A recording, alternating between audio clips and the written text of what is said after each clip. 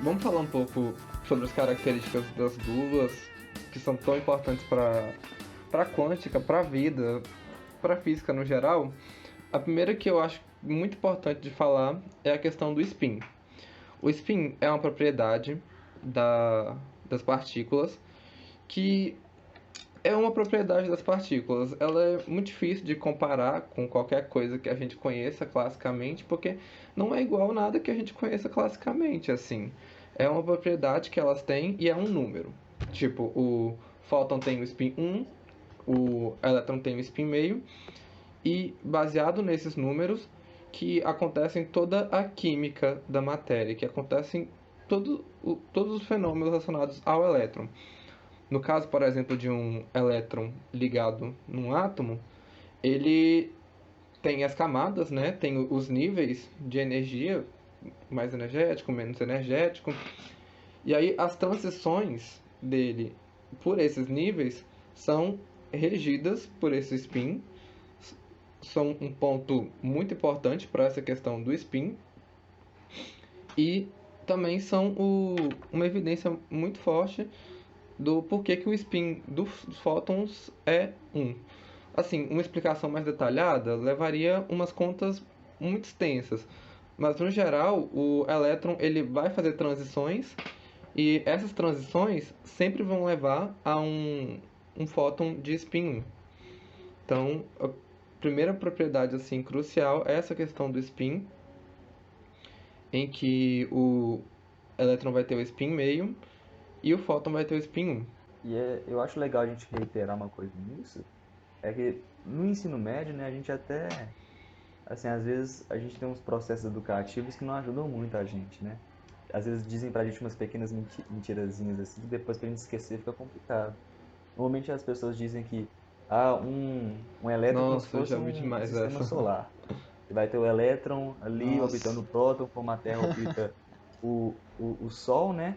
E eles falam que o spin seria como se fosse a rotação da Terra. Para a gente esquecer isso depois é muito Nossa. difícil. Então, Sim. os Eu professores de física. acho que até o próprio Sim, nome sim. spin é meio que uma pegadinha, né? Porque Exatamente, spin em inglês exatamente. tá relacionado a giro, girar, enfim. E aí, É, mas na verdade não, a partícula não tá girando. E assim, se inclusive eu fiz a disciplina de estrutura da matéria um, Estamos. não sei se vocês estão fazendo, mas eu já fizeram. Tem uma questão, eu fiz uma questão numa prova, inclusive, que a questão era pedir para calcular a suposta velocidade de rotação de um Uhum. elétron com um spin tal que eles deram lá com o valor deu o valor do Uhum. S, do vetor de spin, do momento angular, e enfim. E assim, a velocidade que deu o resultado era assim, umas 5 ordens de grandeza maior É, do que a velocidade da eu, luz. eu acho que eu já fiz esse Então exercício assim, é também impossível. em estrutura da Impossível. matéria. É, assim, realmente completamente inequiparável. Eu, eu já olhei também, tem um outro conceito que ele estende do spin, que é o isospin. E esse isospin não tem nada a ver com rotação. Tipo, se o spin normal a gente já não pode associar, o isospin é basicamente se a partícula é um próton ou um nêutron. E aí, se ela for um próton, o isospin é para cima, e se for um nêutron, o isospin é para baixo. É completamente assim, erro de conceito total. pois é. Infelizmente a gente tem muito isso na física, né? Mas eu, mas eu não, quem sou eu para culpar? Quando você está descobrindo uma coisa, você É, dá um pois nome é. para aquilo que você imagina que seja. Mas Para às mim é vezes deveria análogo àquelas mudar situações um que você tem pouco, que né? baixar um arquivo, e aí você é um arquivo qualquer, você coloca um nome qualquer, tipo Quark, assim. E aí depois fica, você vai usando o arquivo e vai ficando lá com um nome estranho. Pois é, desse jeito. Mas, voltando a falar das propriedades, uma outra propriedade muito importante é a questão da função de onda. A função de onda é a maneira como a gente descreve as coisas quânticas, as partículas quânticas, os sistemas quânticos, e ela essencialmente não representa nada que seja equiparável ao mundo clássico também. Mas é através dela, fazendo algumas operações com ela, é que a gente encontra propriedades do tipo probabilidade, interações entre as partículas, os valores esperados para algumas propriedades, tipo velocidade, posição, e até como o sistema evolui no tempo. É mais complicado na quântica é realmente se desfazer desse pensamento clássico que a gente tem, né? Porque, como você falou, não tem nada para comparar uma Exatamente. função de onda no mundo clássico. E a gente realmente tem que mudar totalmente a mentalidade É na hora bem de isso mesmo. começar a estudar quântica. Porque não tem coisas que simplesmente não tem como arranjar um análogo para comparar. Acho que nessa parte, assim, né, a gente pode até citar o Feynman, que o Feynman falou uma vez que na quântica você não pode tentar pensar o que é a coisa. Você tem que fazer a matemática vai te falar o que é. E é basicamente isso, porque, igual eu falei da parte que a gente pegou as coisas que a gente tinha no mundo ondulatório e começou a tratar as partículas com isso, no final vai dar nessa coisa esquisita. Por exemplo, a superposição. Superposição, na hora que você pega ondas, faz todo sentido. Você tem duas ondas ali, uma pode, né, se misturar com a outra, etc. Com partículas isso não faz muito sentido, mas a partir do momento que a gente trata a partícula com fenômenos ondulatórios, isso existe matematicamente. Mas não faz sentido, matematicamente está lá. É E a gente algo tem que assim aceitar. completamente inimaginável em vários Strong graus, calculation. ao meu ver. Essa questão da função de onda eu gosto de pensar como se fosse um código assim da partícula, como se fosse algo que você pega e aí você aplica uma tradução e aí você descobre o que é. E aí com várias traduções diferentes você encontra dados diferentes, meio que isso. E continuando a falar sobre a função de onda, ela é o ponto principal da chamada equação de Schrödinger.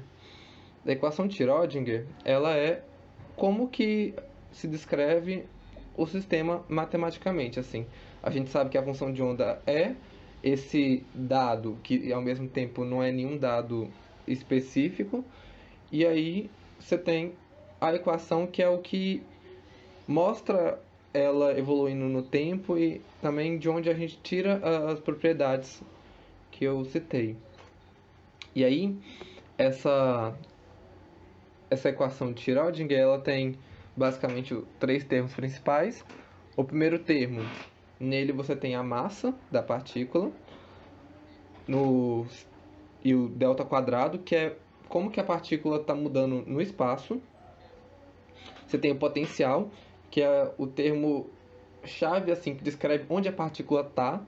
Então, para a questão de uma partícula livre, ela não vai ter nenhum potencial, então esse termo até some. Mas quando você tem, por exemplo, um elétron ligado num átomo, esse termo ele é assim crucial. As contas que são feitas em cima dos níveis eletrônicos é justamente para tentar encontrar potenciais que descrevem bem o sistema que a gente observa, que no caso são os átomos. E o terceiro e último termo, fica do outro lado da equação, é o termo que representa a mudança no tempo do sistema. E só por essa equação, assim, se a gente tentasse aplicar isso aos elétrons, dá super certo, é o que a gente faz e é o que acontece. Mas essa equação, tentando aplicar para fótons, ela dá problema, porque primeiro que o fóton, ele não tem energia potencial. Energia potencial é uma propriedade de partículas que no geral tem massa e de partículas que estão interagindo com algum sistema, que no caso dos fótons isso não acontece.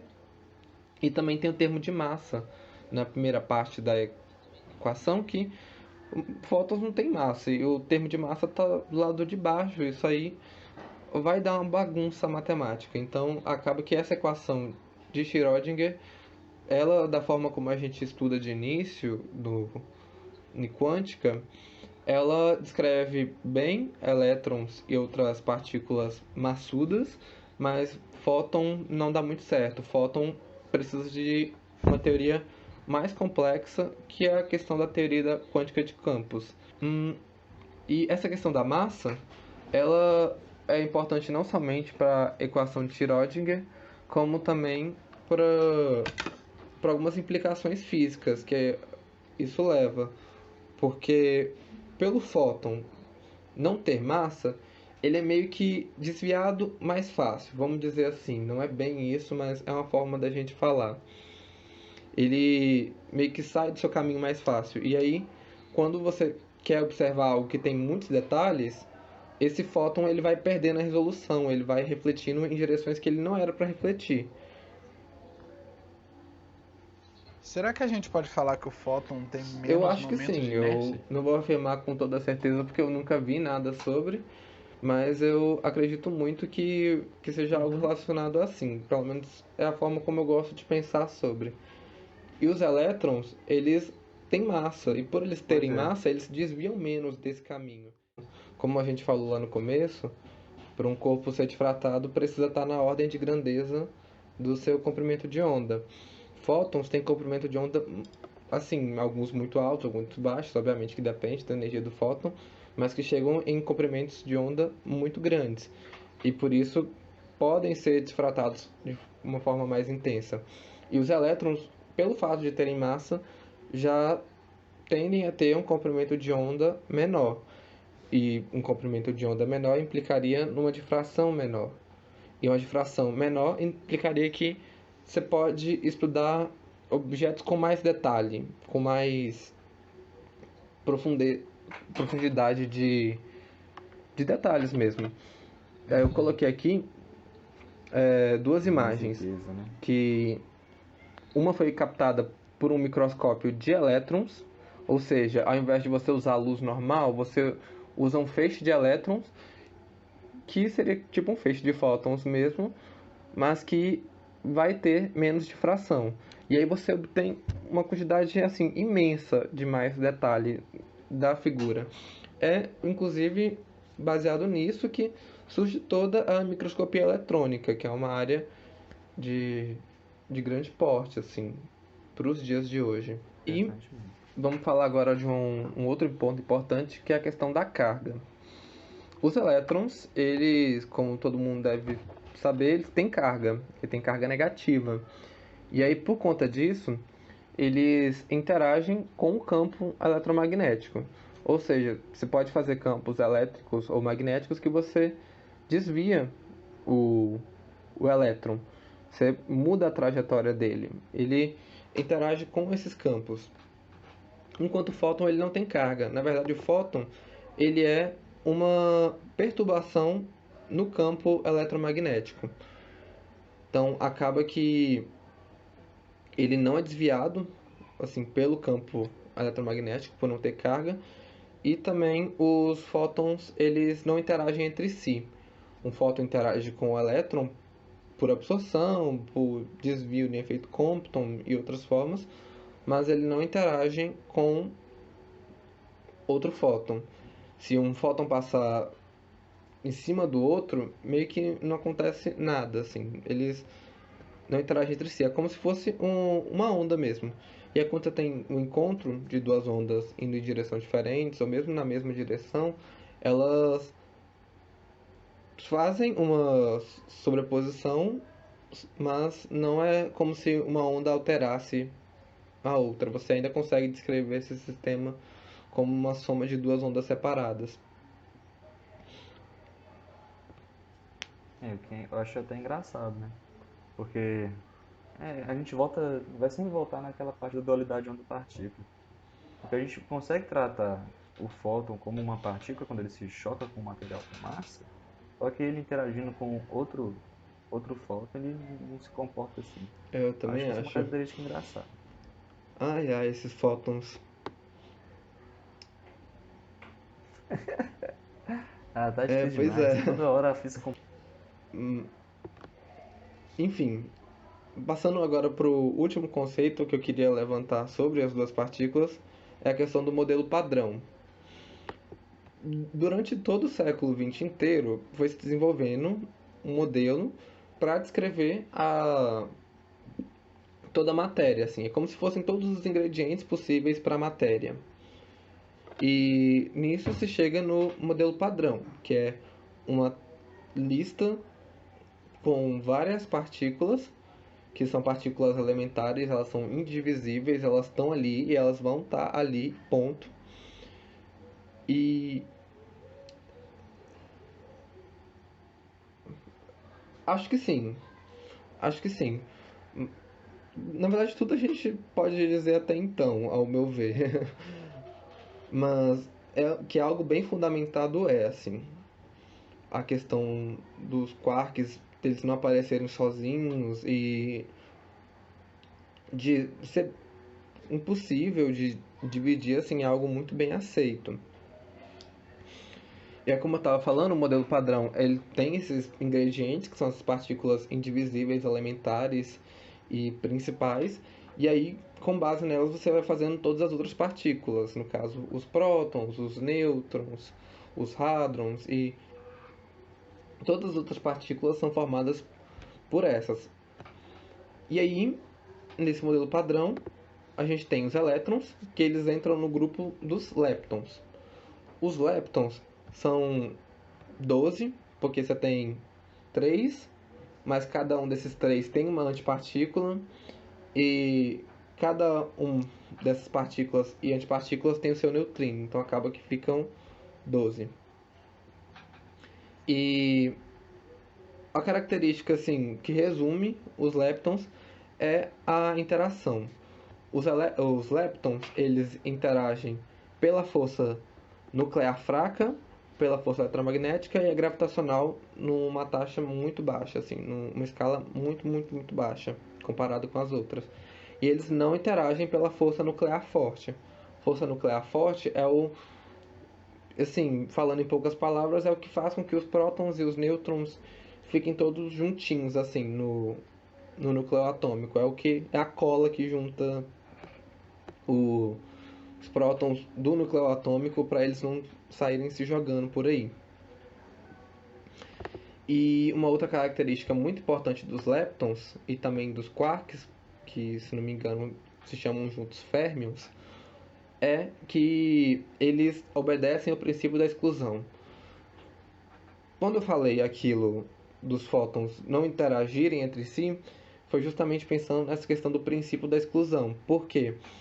Um elétron que ocupa o mesmo espaço que um outro elétron que está na mesma região, por exemplo, numa camada eletrônica de um átomo, eles não podem ter os mesmos números quânticos, assim, eles precisam estar de alguma forma diferentes. E essa característica ela não é obedecida pelos fótons. Os fótons podem estar no mesmo lugar e infinitos fótons podem estar no mesmo lugar e iguais, assim. Que é inclusive o que acontece com os lasers. Os lasers são justamente fótons que estão no mesmo estado quântico. E os fótons, eles são bósons. Bósons são as partículas que elas são interações das forças. Eles meio que são o responsável por ter aquela força acontecendo. Então, você tem, por exemplo, os gluons, que são os responsáveis pela força forte. Você tem a partícula W mais, W menos e o Z0, que são as partículas responsáveis pela força fraca. E você tem os fótons, que são a partícula responsável pelo eletromagnetismo.